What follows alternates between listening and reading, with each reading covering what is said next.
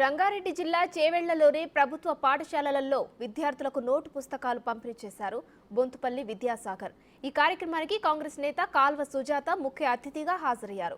ప్రభుత్వ పాఠశాలలలో దాదాపు 500 మంది విద్యార్థులకు నోటు పుస్తకాలు, పెన్నులు మరియు పెన్సిళ్లను అందించారు.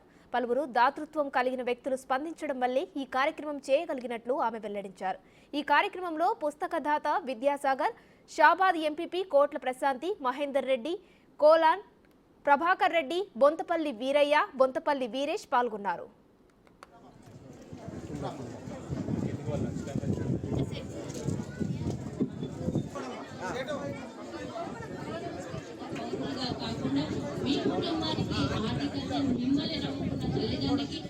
మీ వల్ల కూడా మీ ఇంటితో పాటు మీ వల్ల కూడా కొంతవరకు సాధ్యమవుతుంది తడిపొడి వేరు చేయడానికి, మరి మీకు అవగాహన కల్పించడానికి ఇక్కడ పిలిపించినాము.